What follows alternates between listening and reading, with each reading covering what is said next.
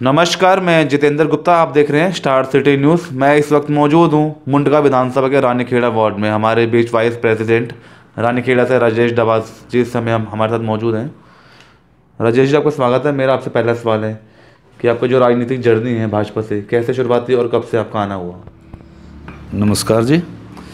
देखिए, मेरा जो राजनीतिक करियर है जी सर, वो डॉक्टर साहिब सिंह वर्मा, पूर्व मुख्यमंत्री दिल्ली, उनके जो कार्यकर्ता की अक्षमता थी उनको देखकर मैं प्रभावित हुआ।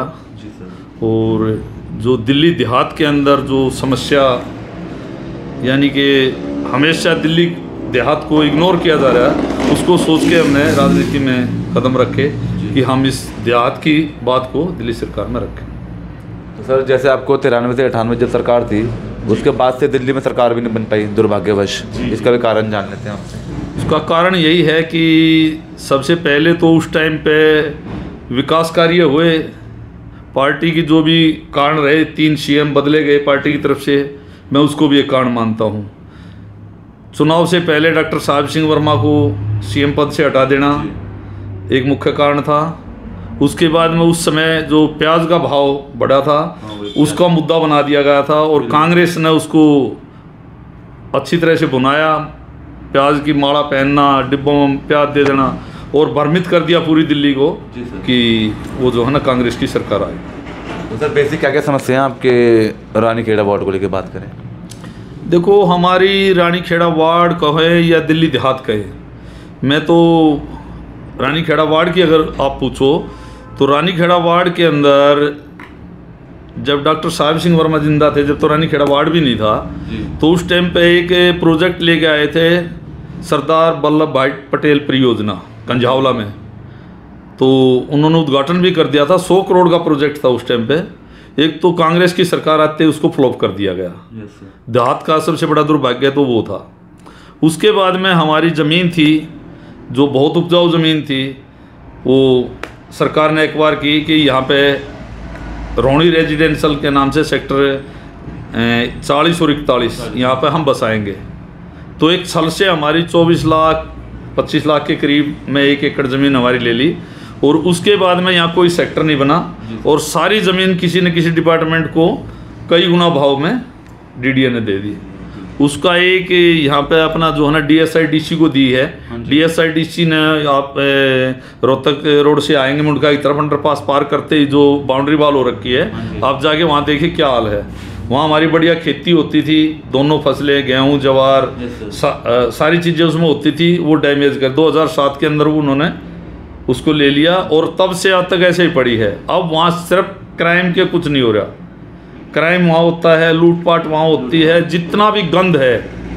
एनजीटी जोर लगा रही दिल्ली के अंदर, केजरीवाल जी जोर लगा रहे हैं कि पोल्यूशन नहीं होना चाहिए। सारा पोल्यूशन यहाँ होता है। डैमेज जो भी चीज़ें होती है फैक्ट्री वाले यहाँ डाल देते हैं, रात को आग लगा देते हैं, धुआं उठता रहता है। हम दुनिया भर के प्रयास कर चुके, एसडीएम साहब का भी दौरा करवा चुके, मौके पे दिखा सके, डीएसआईडीसी को चिट्ठी लिख चुके, ना यहाँ कोई चौकीदार है, ना यहाँ गेट है, सब टूटा पड़ा है। सेफ्टी टैंक तक यहाँ खाली होते हैं। तो ये बहुत बड़ा दुर्भाग्य है हमारे देहात का।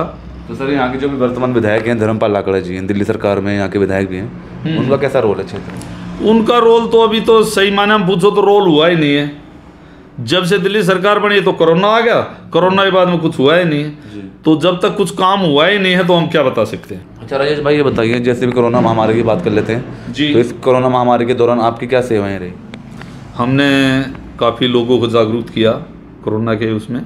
और जिस समय पे यहाँ पे समस्या आई थी कि गरीब लोग थे, यहाँ से पलायन हो रहा था, हमने कोशिश करी कि ज़्यादातर घरों में उनको ज़रूर सामान हम पहुँचाए।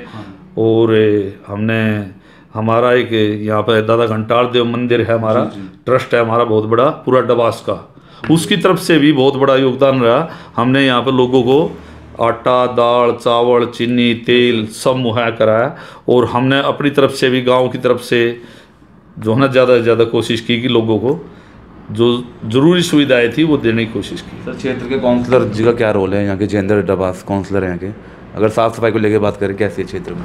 नहीं, ठीक है साफ़ सफाई, लेकिन एक्चुअल हमारे यहाँ मेन जो प्रॉब्लम है, एक प्रॉब्लम बहुत भारी है आउटफॉल ड्रेन की।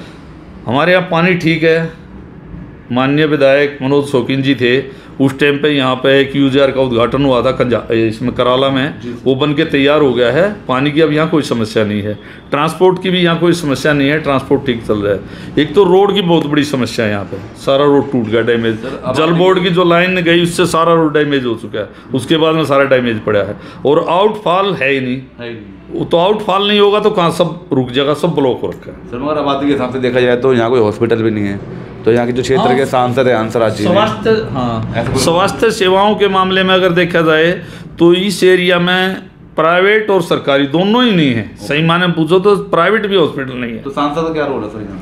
सांसद का तो अभी रोल ये हो कि कुछ करे तो हमें पता लगे, अभी तो कुछ हुआ नहीं है। क्योंकि आपके पहले भी सांसद आपके थे बीजेपी के, उदित राज जी, अभी हंसराज नहीं, वो मास्टर आज़ाद सिंह जी जब मेयर थे तो हमारे यहाँ एक कंजावला में डिस्पेंसरी है जी, रामरूप हेल्थ सेंटर, तो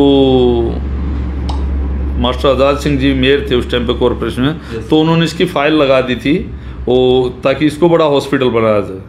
लेकिन जब तक वो हो नहीं पाया तब तक टाइम हो गया और वो ऐसे ही पेंडिंग रह गया आज तक, फिर कहते पैसा नहीं है। सर अगर पार्टी मौका दे, आप जैसे देख रहे हैं नगर निगम चुनाव 22 में आ रहे हैं जी, अगर भविष्य में पार्टी आपको मौका दे तो आप चुनाव लड़ेंगे? आप भी काफ़ी समय से लगे पड़े हैं पार्टी से, समाज से। नहीं, चुनाव की तो बात यह है कि पार्टी जैसा आदेश देगी हम करेंगे, अगर पार्टी कहेगी तो हम लड़ने के लिए तैयार हैं, नहीं तो हम सेवा कर ही रहे। सर मगर इस बार क्या रुझान देखने को मिल सकता है? केजरीवाल जी अपने अपने काम को बखान कर रहे हैं कि हम अपने कामों के दम पे इस बार एमसीडी जीत रहे हैं। नहीं, कामों के दम पे कर रहे तो ये हाल क्या हुआ पड़ा है। अगर उनको पैसा मिल जाए, आप कॉरपोरेशन में किसी उसके पास जाके देखिए, हॉस्पिटलों में जाके देखिए, नर्सों को 4-4, 5-5 महीने की तनख्वाह नहीं मिली है। अगर काम हो रहा है तो क्यों नहीं मिल रही पैसे, कहाँ गए पैसे फिर वो? सर अभी भी जैसे कर्मचारी हड़ताल पे हैं। तो वही तो कह रहा हूँ भैया, पैसा तो दे ही नहीं रहा ना। फंड क्या रोना है? कहाँ दे रहा पैसा, बताओ। कहीं भी पैसा हो तो पूरा पेंशन लोगों की बंद कर दी, जो वृद्ध पेंशन थी, विधवा पेंशन थी, कॉरपोरेशन की जितनी होती थी सारी वो बंद कर दी है। स्वास्थ्य सेवाओं को जो डॉक्टर है, नर्स है, 5-5 महीने से उनको तनख्वाह नहीं मिल रही है। स्वास्थ्य कर्मी है, ये सफाई कर्मी है, इनको तनख्वाह नहीं मिल रही है, तो फिर कैसे बगैर पैसे कैसे काम होगा? एमसीडी का अपना क्या रोल है सर? उनका भी हाउस टैक्स, पार्किंग टैक्स आता है, तो ये सभी फंड कहाँ जाते हैं? नहीं, उसके बाद में खर्चे भी तो कितने हैं कॉरपोरेशन के भाई, कितने स्कूल हैं कॉरपोरेशन के, स्कूल भी है, स्वास्थ्य सेवाएं है, इनमें खर्च भी तो होता है ना। जब तक वो नया स्कूल बनाओ दिल्ली में एमसीडी का अगर बात करें हम, तो जिस टाइम पे मास्टर आज़ाद सिंह जी यहाँ पे निगम पार्षद थे, मुंडका वार्ड था हमारा, तो हमारा निजामपुर, सावदा, घेवरा, रानीखेड़ा, इन सभी गाँव में, टीकरी, नीलवाड़, सभी गांवों में नई बिल्डिंग बनी है। सर एक सवाल और लास्ट है आपका, जैसे मोदी जी काम कर रहे देश हित को लेके, अभी राफेल भी आया है, अभी 370 धारा है, कई मुद्दे ऐसे हैं मोदी जी ने किए हैं, उसको लेके आपकी क्या राय है? नहीं, उसका तो देखो, देश की अगर पूरे की बात करें, अगर वार्ड से उठ के आप देश पर, तो फिर तो कहने उनके तो अगर काम गिनवाने लगे तो मेरे ख्याल से शाम हो जाएगी जी। और वो काम है जो आज से 70 साल से 400 साल से जो काम अटके पड़े थे वो उन्होंने किए हैं, तो उसका तो मैं क्या बखान करूँ? आप किसी आम आदमी से पूछ के देख लो, मोदी जी की तो कोई उसका मुकाबला है ही नहीं, कोई पूरे वर्ल्ड में नहीं है, तो यहाँ पे क्या बात है उसका? तो ये हमारी सीधी बात राजेश डबास जी से, स्टार सिटी के साथ मैं जितेंद्र गुप्ता हूँ।